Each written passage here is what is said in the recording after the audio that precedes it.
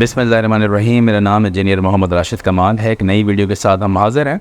लेकिन हम वीडियो के आगाज़ से पहले आप सबको कहते हैं हमारे चैनल को लाइक करें, सब्सक्राइब करें और बेल आइकन पर क्लिक कर लें ताकि हमारी तमाम आने वाली वीडियो आपको मिलती रहे। आज जो हमारा टॉपिक है वो कुछ यूनिक टॉपिक है, लेकिन हमने जो अपनी प्रीवियस वीडियो देखी थी आपने कि find the distance between the points, ये उससे ज़रा कनेक्टेड है। लेकिन टॉपिक ये है फाइंड द पैरामीटर। अब आपको पैरामीटर मालूम करना है, लेकिन पैरामीटर किसी भी शेप का हो सकता है। अब मैं यहाँ पर बात कर रहा हूँ ट्राइंगल के बारे में, तो ट्राइंगल के पैरामीटर को हम मालूम करेंगे।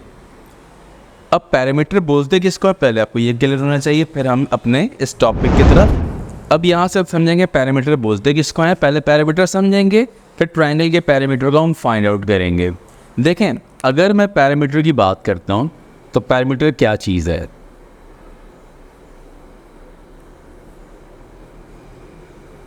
पैरामीटर के डेफिनेशन को अगर आप आम तौर पे समझ लें तो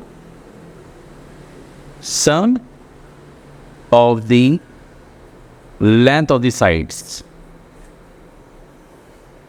मतलब साइड के लेंथ को अगर सम कर दिया जाए तो उसको पैरामीटर कहा जाता है। मिसाल के तौर पे वी हैव अ ट्राइंगल और इसके ट्राइंगल से कुछ साइड्स हैं, मतलब इसके साइड्स को मैं कहता हूँ 3 है और ये भी 3 है और ये भी 2 है। तो अगर आप जमा करें तो 3 and 2 it's become almost equal to 3 + 3 and 2 8। तो 8 इज़ द पैरामीटर। ये आपको पैरामीटर कहलाएगा। मतलब अगर आप साइडों के लेंथ को जमा कर दें तो पैरामीटर बन जाएगा। सिंपल है। मिसाल के तौर पे एक और एग्जांपल लेते हैं। We have a square and each side length is 4।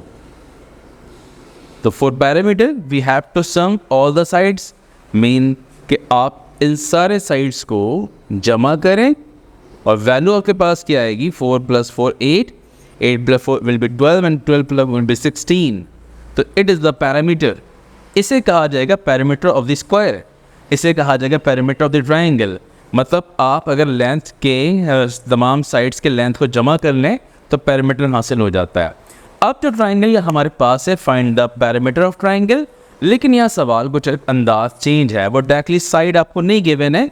मैं सवाल लिख के दिखाता हूँ आपको। अगर मैं सवाल यहाँ मेंशन करूँगा तो आपको ये चीज़ें क्लियर भी होंगी। मैं सवाल लिख लेता हूँ यहाँ पर कि सवाल है क्या। देखें, हमें क्योंकि हमने अपनी प्रीवियस वीडियो के अंदर डिस्टेंस बिटवीन द पॉइंट्स को डिस्कस किया है, तो ये इससे कनेक्टेड है। अब हमारे पास जो सवाल है वो ये है कि we have a point that is 0, 0 and the second point is x1 y1 x2 y2 is 4, 0. Next 3 y3 is 2, 2√3। हमारे पास ये 3 पॉइंट्स हैं और अगर मैं ट्राइंगल्स को मान लूँ कि एक ट्राइंगल है हमारे पास, तो मैं कंसीडर कर लेता हूँ कि पहला पॉइंट A है, दूसरा B है, तीसरा C है। तो A, B एंड C। तो हमें क्या करना है कि हमें इन तमाम साइड्स को पहले लेंथ को मालूम करना पड़ेगा, फिर हम तीनों लेंथ्स को जमा करेंगे, then we can find the parameter of the triangle. लेकिन सबसे पहले हमें डिस्टेंस को मालूम करना पड़ेगा, मतलब A से B क्या फासला है। It can be say that के D1, B to C distance D2 and C to A distance is D3। ये 3 डिस्टेंस हमारे पास हासिल हो रहा है। तो हम आहिस्ता से करके तीनों को मालूम करेंगे। सबसे पहले मालूम करेंगे 4 D1 such that D1 is the distance between A and B। तो D1 यहाँ पर फासला है A से लेकर B तक। तो आप फार्मूला भी वही लगाएंगे, D1 बराबर है distance between A to B। और इसका जो फासला लगेगा वो फार्मूला क्या लगेगा वो आपको पता होना चाहिए। A और B का मतलब ये है x1 x2। तो हमारे फार्मूले के मुताबिक जो डिफरेंस ऑफ FC सा मतलब x2 - x1 का स्क्वायर प्लस y2 - y1 का स्क्वायर, ये हमारे पास फार्मूला है। अब ज़रा मुझे मज़ीद इसको देखें। x2 - x1 मतलब 4 - 0 स्क्वायर और 0 - 0 का स्क्वायर, जिस तरह यहाँ वैल्यू मेंशन है। अब देखिए 4 माइनस 0 का स्क्वायर का मतलब ये होता है 4 का स्क्वायर होता है 16 और 0 का स्क्वायर मतलब 0, इसी तरह लिख देंगे आप। अब आपने निकालना है 16 का रूट, तो 16 प्लस 0 इज 16 और 16 का रूट जो है आपके पास 4 आएगा, तो इससे हम कहते हैं it is the value of D1, ये D1 आ गया। नाउ हम आगे ज़रा प्रोसीड करते हैं। आगे प्रोसीड करने के लिए हम ये करते हैं, हम मालूम करते हैं D2 की वैल्यू को। Such that D2 is the distance between B and C। हमारे B और C का जो वर्टेक्स है उसके दरमियान जो फासला उसको D2 कहते हैं। तो D2 के फासले के लिए हमें फार्मूला कौन सा लगाना पड़ेगा? D2 is the distance between B to C। तो फार्मूला आपने B और C के कोऑर्डिनेट्स के दरमियान इस्तेमाल करना पड़ेगा, मतलब that is x2 and x3। मतलब आप इसको लिख सकते हैं x3 माइनस x2 का स्क्वायर और y3 माइनस y2 का स्क्वायर। नाउ इसको आगे प्रोसीड कर लें। x3 की जो वैल्यू है वो 2 है और x2 की जो वैल्यू है वो 4 है, एज मैंशन जैसे कि यहाँ लिखा हुआ है। इसी तरह y3 की जो वैल्यू है वो 2√3 है और y2 की जो वैल्यू है वो 0 है हमारे पास। 2 माइनस 4 हमारे पास -2 बनेगा और -2 का स्क्वायर जो है आपके पास 4 हो जाएगा, क्योंकि माइनस का स्क्वायर जो प्लस हो जाता है और 2 का स्क्वायर 4 हो जाएगा। सिमिलरली यहाँ पर 0 की कोई वैल्यू नहीं है, क्योंकि 0 इसमें से माइनस होगा, कोई फ़र्क नहीं पड़ेगा, स्क्वायर सिर्फ इस पे आएगा। तो 2 का स्क्वायर 4 होगा और √3 का स्क्वायर 3 बन जाएगा और ये ओवरऑल रूट इस पर मौजूद है। नाउ 4 एंड 4 3 इज़ 12, ये ऐड करवाएंगे 16 होगा और 16 का रूट जो है और 4 ही आएगा। It is the value of D2।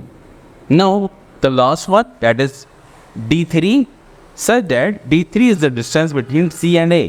अब आपने C and A के दरमियान डिस्टेंस निकालना है। हम हेडिंग लगा दें कि क्या मालूम करना है आपको D3 की वैल्यू को। तो D3 कैसे मालूम होगा? D3 is the distance between C and A और C and A के लिए आप डिस्टेंस निकालेंगे x3 minus x1 square plus y3 minus y1 का स्क्वायर। अब आपने x3 की वैल्यू निकालनी है।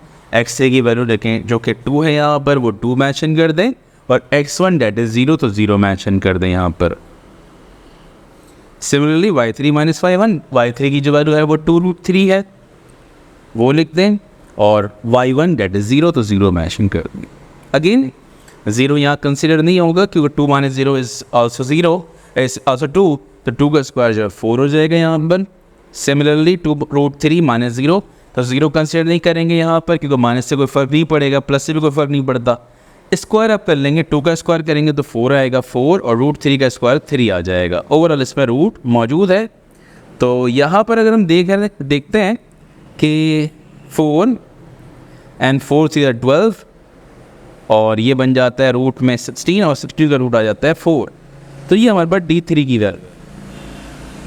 अच्छा, एक बात याद रखें, जिस तरह मैंने पहले, अगर आप वीडियोस को जो हम कोशिश करेंगे इस पर लिंक में आप शेयर कर दें कि फाइंड द डिस्टेंस वाली जो वीडियो है उसको आप देखेंगे, तो मैंने इसमें एक बात बताई है कि डिस्टेंस जो है मस्ट हैव यूनिट्स। ऐसा कोई ना कोई यूनिट ज़रूर होता है, it may be centimetre, kilometre, feet और इंच और समथिंग जो भी हो सकता है।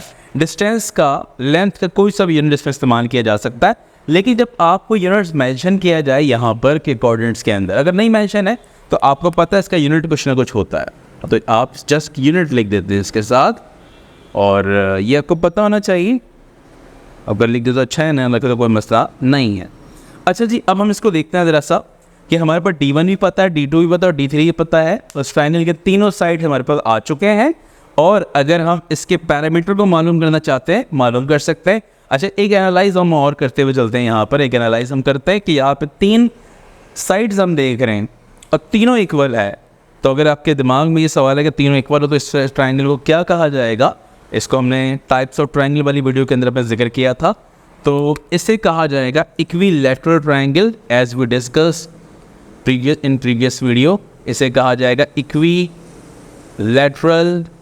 ट्रायंगल। ये एक्स्ट्रा है, क्वेश्चन के मुताबिक तो नहीं है, लेकिन आपको अगर यहाँ पे कुछ कॉन्सेप्ट क्लियर हो जाए तो अच्छी बात है।